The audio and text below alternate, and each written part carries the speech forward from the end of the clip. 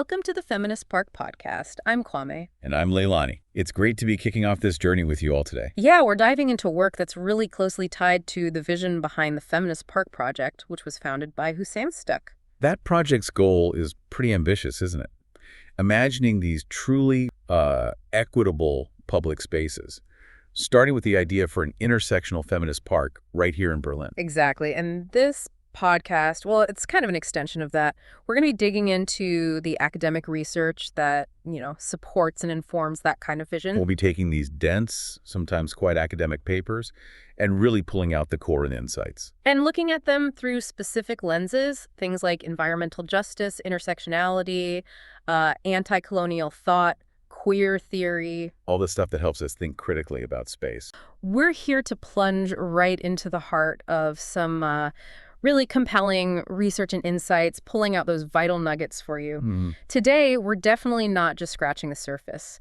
We're going deep, excavating the layers of urban experience in this dive into unseen spaces designing for liberation. That's a critical topic. Absolutely. And I know this resonates deeply with the work you're doing, exploring ideas for the Feminist Park podcast. What we're about to get into today, well, it offers some really indispensable context. Yeah, I think unsettling might even be the right word for some of these insights. It really challenges how you see everyday places. Exactly. So grab your mental hard hats, everyone, because, okay, let's unpack this. Let's do it. Our mission today is to grapple with environmental justice, specifically how it plays out in access to urban green spaces, UGS. You'll hear us call them for a group that's incredibly vulnerable and often overlooked: refugee children in Berlin. And this isn't just, an abstract academic thing. Not at all. It's a really profound look at how our cities, our built environments, sometimes designed with genuinely good intentions, using what seem like universal standards. Right, the standards that are supposed to apply to everyone equally. Can actually end up creating these deep, often invisible inequalities. We're trying to look past the concrete and the maps to the unseen experiences that shape people's lives. What's truly fascinating here, and this is where our main source comes in the 2024 article by Chen and Null, is how it just fundamentally challenges those conventional ways cities plan things.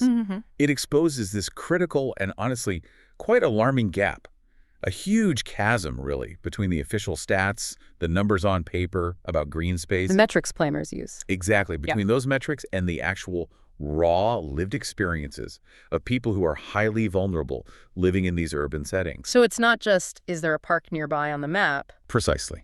It's about digging into whether that park is truly accessible. Is it safe? Is it actually usable for everyone? Especially for kids navigating the massive challenges of seeking refuge in a totally new place. Right. So our deep dive today, the goal is really to give you a nuanced, almost visceral sense of these inequalities, and crucially, what these insights demand from us when we think about designing spaces that are genuinely inclusive. Liberating, even. Yes, truly liberating spaces. It's all about understanding that unseen architecture of exclusion. Couldn't put it better. And the bedrock for this whole exploration is that specific article, Environmental Justice in the Context of Access to Urban Green Spaces for Refugee Children. It's by Siki Chen and Martin Null, published in the journal Land in 2024. A really important piece. And their core argument, it's a powerful challenge, isn't it? They're basically saying that traditional urban planning, how we provide green spaces, it just misses the mark too often. Because it fails to account for the unique perspectives, the vulnerabilities, the specific needs of certain groups, like refugee children in this case, they really shine a light on how these kids' experiences get pushed to the margins in planning discussions. Yes, and crucially, the paper doesn't just point out the problems. It actually proposes a way forward. Okay. It makes this strong case for what they call a children-oriented and perception-based approach when we assess urban green spaces. Perception-based, that sounds key. It really is. It's not just a minor adjustment to how things are done now. It's a major shift, almost a paradigm shift, in how we should be evaluating if our green infrastructure is actually working for people. So to really get why their findings are so significant, we need to understand the context, right? Berlin. Exactly, Berlin, Germany. It's unique because it's not just a city. It's also a state within Germany. And by 2022, it had become home to a really substantial refugee population. How many are we talking about? Around 85,000 asylum seekers. Okay. But here's the really striking part for our conversation. It was estimated that about 40% of them, 40%. yeah, 40% were children under 18. That's over 34,000 kids. An incredibly large group of young people, often arriving from really traumatic situations, desperately needing safe, supportive places. Wow, that sheer number really lands the importance. It does. And what makes Berlin even more interesting for this kind of study is its environmental policy. They've been quite pioneering, actually. Oh, how so? Well, back in 2019, Berlin set up this thing called the environmental justice system. Okay. The goal, pretty ambitious and forward-thinking, is to actively stop environmental and social problems from getting concentrated in specific neighborhoods. So trying to spread things out more equitably. Exactly. It's a pretty comprehensive system. It looks at 5 main things: noise levels, air pollution, thermal burden, basically, heat stress. Which is increasingly important with climate change. Absolutely. Then green space supply and social disadvantage. And on top of those 5, it adds 2 more social factors: residential status, like are people in temporary or stable housing, and the degree to which residents are actually affected by all these issues. That sounds quite thorough, on paper at least. It is. It's genuinely progressive. It aims for real equity in environmental quality. So the huge, piercing question Chen and Null are asking is this. How long does this established, seemingly sophisticated system actually work for its most vulnerable residents? Like these refugee children we're talking about. Precisely. Are those well-intentioned policies, those official metrics, really translating into a better, fairer reality on the ground for the kids who need it most? Or are there massive gaps, blind spots in how we define justice and access? That's the core question. That's what they set out to investigate. And that question, yeah, it's the absolute linchpin here. And this is where, for me, it gets really interesting. Because Chen and Null didn't just, take the official city maps or the broad statistics at face value. No, they knew that wasn't enough. They had this incredible insight that the standard ways of measuring just weren't capturing the full picture for these kids. So instead of relying on those generic metrics, they developed this really innovative 3-step mixed method approach. It's quite sophisticated methodologically. Yeah, it's a research design built specifically to measure green space supply, not just like geographically where is it, but from a refugee child's perspective. Which means getting into usability and safety. Exactly, moving way beyond simple distance to understand if it's actually usable, if it feels safe.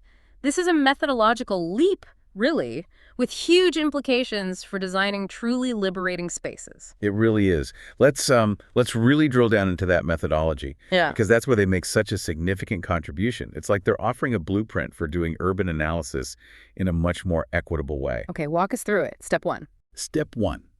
Redefining green space supply. This is where they fundamentally change the game for how planners, advocates, anyone involved should think about green space. They broke supply down into 3 critical connected parts, much more nuanced than just, is it there? Okay, 3 parts. What are they? First is availability. This is the most basic layer. It just means, is there a green space within the 1,000 meters of the refugee accommodation?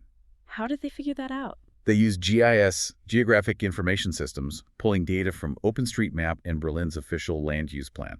Pretty standard mapping stuff. So this is like the raw presence, what's on the map. Starting point. Right, the starting point, but definitely not the end point, because the second dimension is accessibility. Here's the perception-based part. Exactly. This is where that children-oriented, perception-based view really makes a difference. It challenges our assumptions. It's not just, is it available nearby, but can you actually get to it safely and easily? That sounds much more complex to measure. It is. They defined accessible green space as available UGS located either less than 500 meters away, which they termed the children's perceived neighborhood distance. Okay, 500 meters for kids. Or between 500 and 1,000 meters away, the parent's perceived neighborhood distance. Interesting distinction. Why the different distances? Well, this is crucial. These distances weren't just pulled out of thin air. They're based on Chen and Knoll's previous research looking specifically at safety concerns, the psychological comfort zones, and the practical distances refugee kids and their parents feel comfortable traveling. Right, so it's grounded in how people actually experience the city. Precisely. Think about it. 500 meters might look short on a map, but if getting there means crossing a huge busy road or going through some dodgy-feeling industrial area. Yeah, it feels miles away. Or just impossible for a kid alone. Exactly. That 500 meters becomes this huge, terrifying barrier. And for parents, especially newcomers, maybe dealing with language issues or past trauma making them extra cautious, their idea of a safe radius for their child shrinks dramatically. So it's not just physical distance, it's psychological distance too. Absolutely. What feels emotionally and psychologically safe to walk through, what routes feel okay for kids to maybe play on without intense supervision, that's accessibility in their model. Okay, so availability, accessibility. What's the third dimension? The third is attractiveness. Yeah. Because even if a space is technically available and accessible, it might not be used if it isn't appealing, or if the journey to it feels unsafe. How did they define attractive? In this study, it meant accessible green spaces that were located on roads, ranking in the top 20% for global integration, using something called the space syntax method. Space syntax. Sounds technical. It is a bit, but the concept is pretty intuitive. It's not just measuring distance. It measures how easy, intuitive, and, well, safe it feels to move through an area. Like how well-connected streets are. Exactly. Space syntax analyzes street layouts. It identifies paths that are well-connected, offer multiple routes, feel integrated into the city fabric.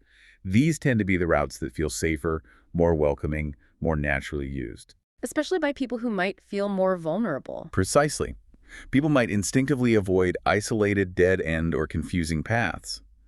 The study also required these attractive spaces to be at least half a hectare in size, so big enough for proper play.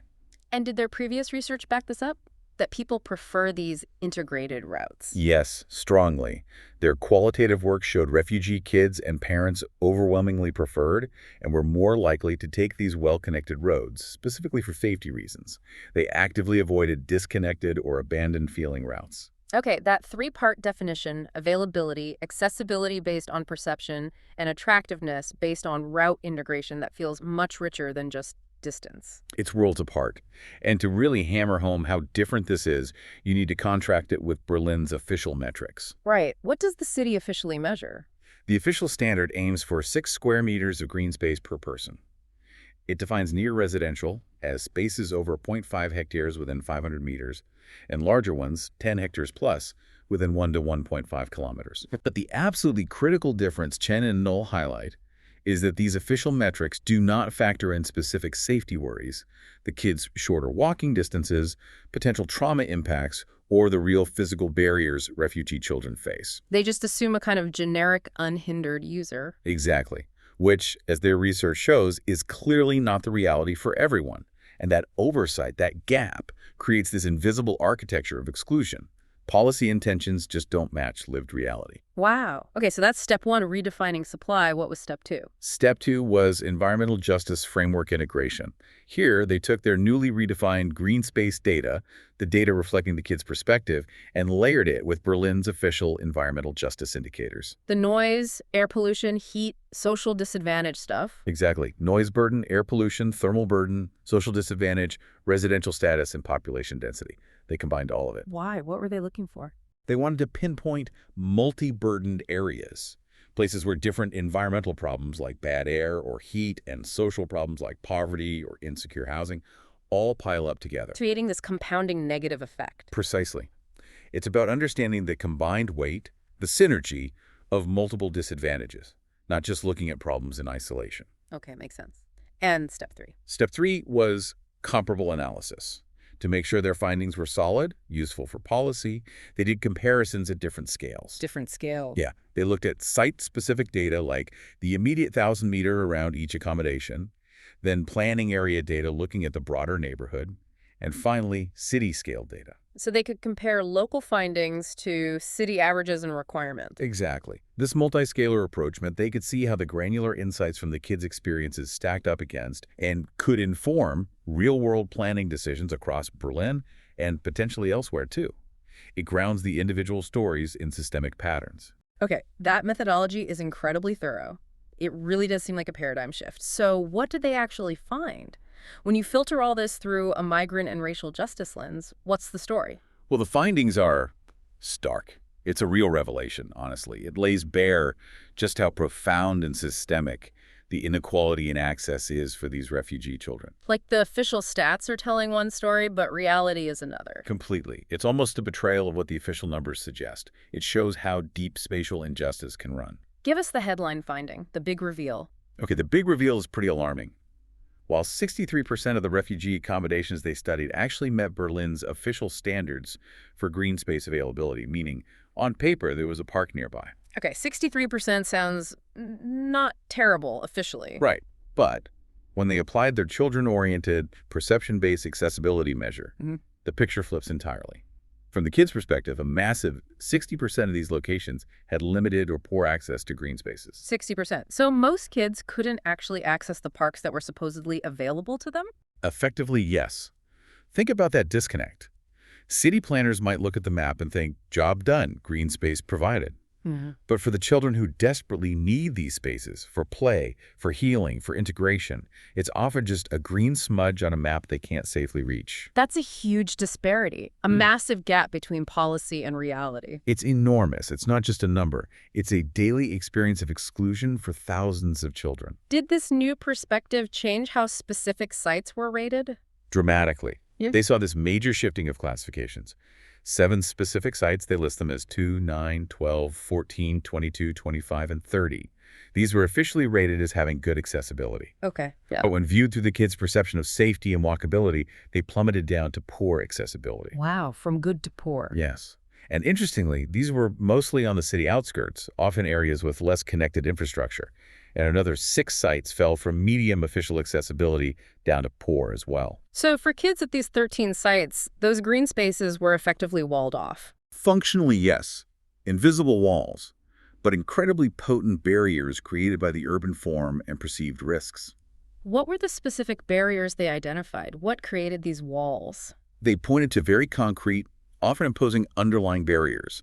Things like major street infrastructure wide, busy roads, formidable railway lines slicing through neighborhoods, large rivers or canals without safe crossing points, and motorways. Yeah, things that are genuinely difficult, if not impossible, for a child to navigate alone. Absolutely. These aren't just minor inconveniences. For a kid, especially one new to the city, maybe dealing with trauma, lacking independence, these are impenetrable walls. They carve up the city, isolating accommodations from nearby green spaces. Cutting kids off from nature, play, development opportunities. Exactly. Denying them simple joys and critical experiences. And you mentioned this connects to broader patterns. Yes. What Chen and Null found really echoes a wider, deeply concerning pattern of systemic disadvantage. Research across Germany shows that families with migrant and refugee backgrounds face significant discrimination in the housing market. So they're pushed into certain areas. Often, yes. It's a structural bias that frequently funnels them into less desirable neighborhoods. And what do those neighborhoods often lack? Let me guess. Green space. Bingo. Less green space, often lower quality public services, lower educational attainment in the area, lower average incomes, higher unemployment. So the lack of green space isn't just random bad luck. It's part of a bigger picture of discrimination. Absolutely. It's a symptom of this larger architecture of inequality, where vulnerability gets compounded by where you live and the resources available there. And this isn't just a Berlin or Germany issue. Sadly, no. The World Health Organization has pointed out that globally, neighborhoods with high immigrant populations often have less access to well-maintained green spaces. So Berlin is like a detailed case study of a much larger systemic problem of environmental and social inequity affecting migrant communities worldwide. It really paints a picture of spatial justice denied, so sobering. It is. And thinking about the families, the caregivers, these aren't just abstract problems. When we bring in a feminist or gender lens, focusing on the kids and their parents or guardians, safety must be a huge factor. Probably. Absolutely central. The article really brings those specific safety concerns to the forefront, concerns that disproportionately affect refugee children and, very importantly, their caregivers. Often mothers, I imagine. Often mothers or other female relatives, yes. This isn't some vague fear. It's rooted in the profound responsibility of protecting kids in vulnerable situations. For example, other research they cite found migrant mothers in the UK were deeply worried about traffic when trying to get to parks with their kids. The journey itself is a barrier. Exactly. And specific Berlin research showed refugee parents have really strong safety concerns about letting kids play in green spaces, often choosing to keep them indoors instead. Even if there's a park nearby. Even then, it's a protective measure, born from maybe feeling hypervigilant, not knowing the area well, language barriers, or even past trauma making public spaces feel threatening.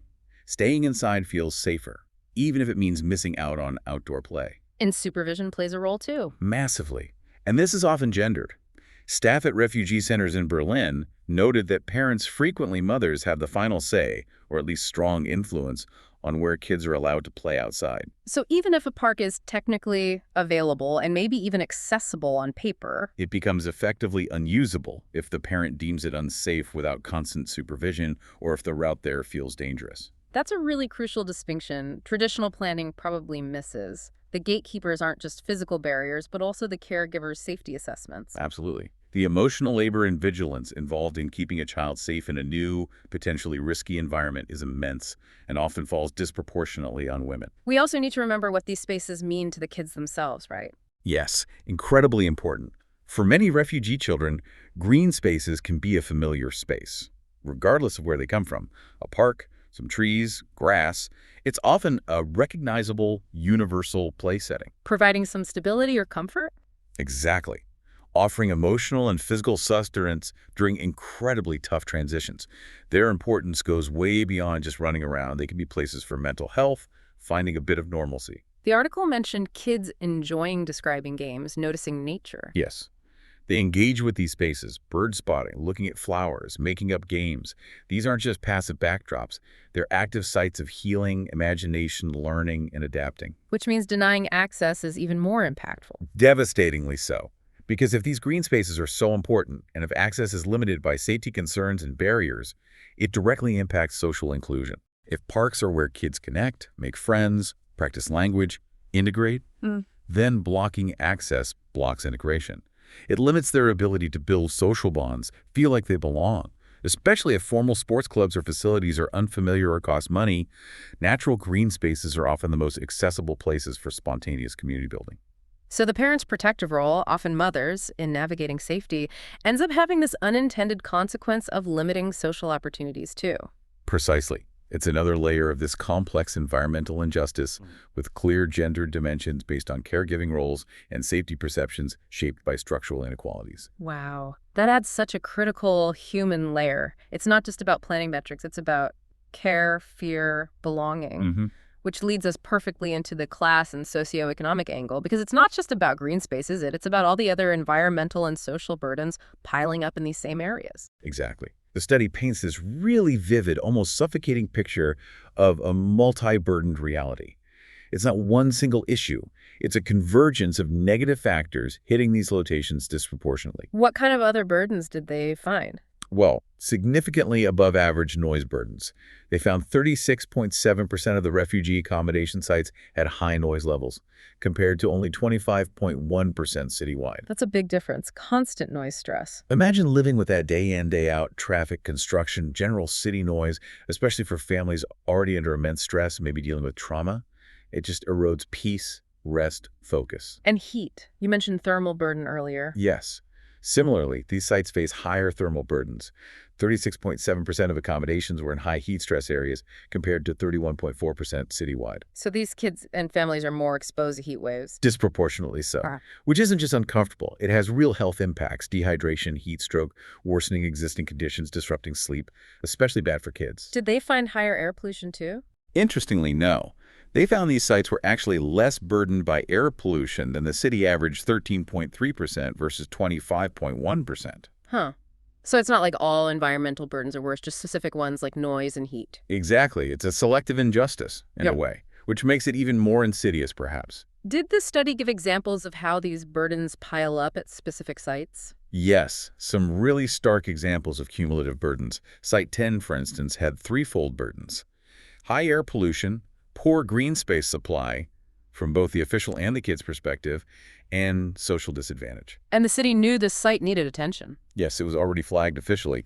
But adding the child-oriented green space data just deepens our understanding of how challenging that location really is. Was there an even worse example? Site 5 was pretty shocking. It faced fourfold burdens: air pollution, thermal burden, heat, poor access to green space, and higher population density, which often correlates with intensified social disadvantage. 4 major burdens all in one place. It sounds like a pressure cooker. That's a good way to put it. These aren't isolated problems. They intertwine, creating this relentless, compounding stress on residents who are already vulnerable.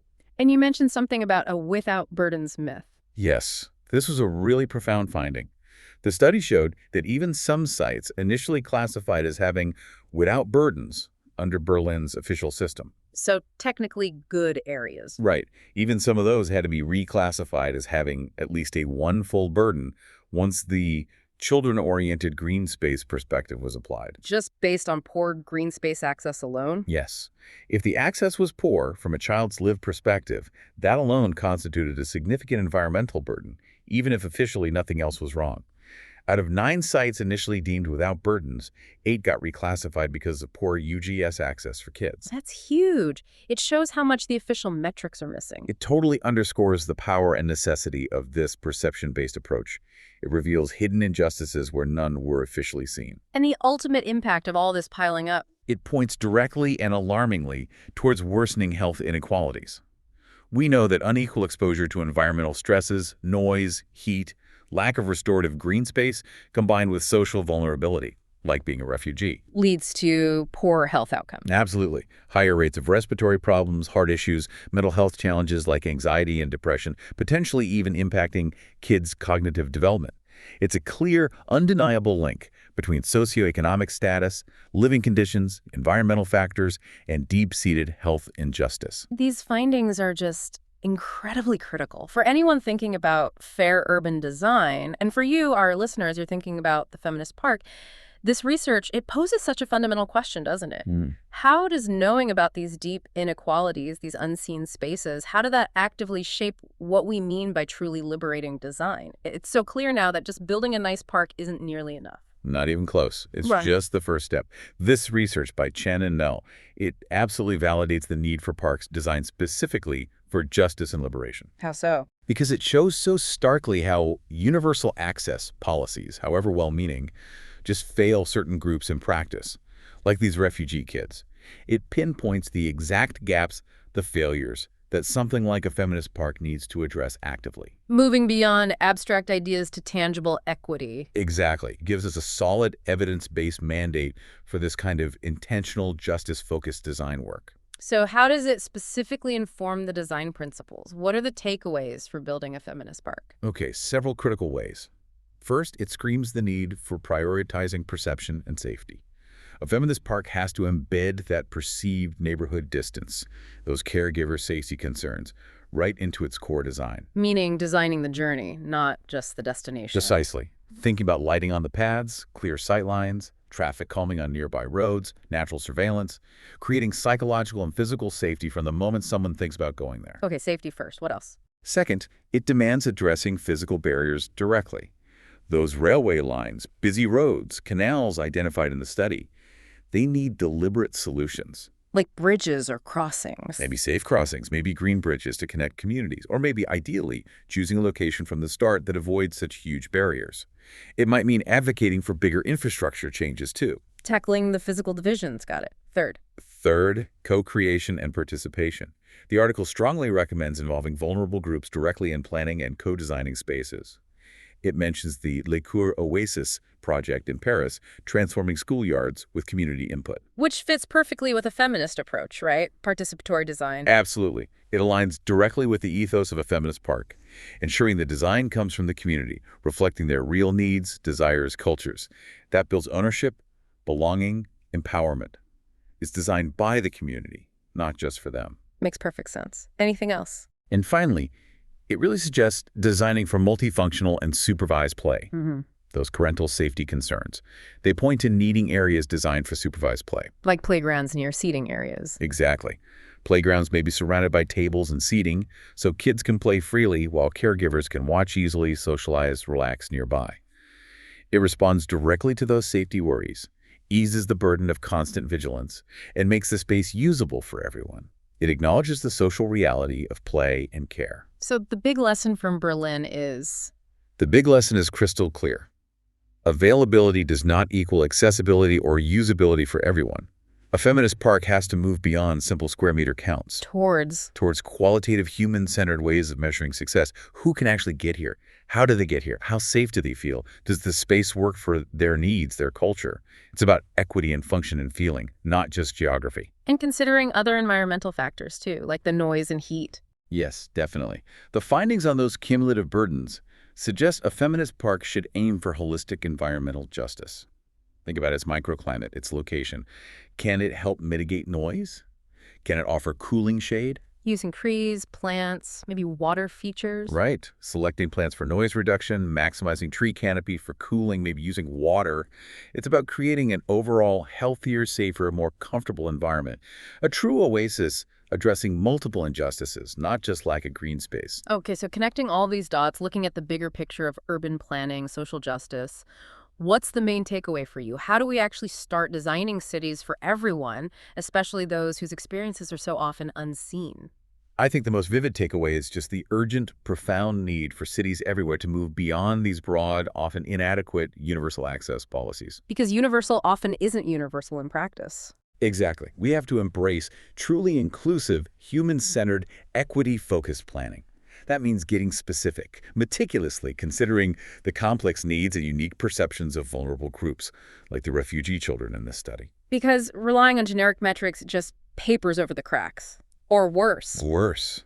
It actively reinforces inequalities. It perpetuates spatial injustice by designing for a universal user who doesn't really exist, while ignoring the real barriers faced by many. So how do we achieve that inclusive, human-centered planning? It demands genuinely multidisciplinary approaches. We need to blend the hard data from environmental science with the nuanced insights from social sciences, psychology, anthropology, sociology. And understanding intersectionality. Crucial. Understanding how race, gender, class, migration status all intersect to shape how someone experiences the city. We simply cannot plan effectively or justly if we're not truly listening, observing, empathizing with how different people navigate their environment and what barriers, visible and invisible, they face every single day. So this article, by showing us the world through the eyes of refugee children in Berlin, it forces us, really compels us to ask, what other unseen spaces of inequality exist right here in your city?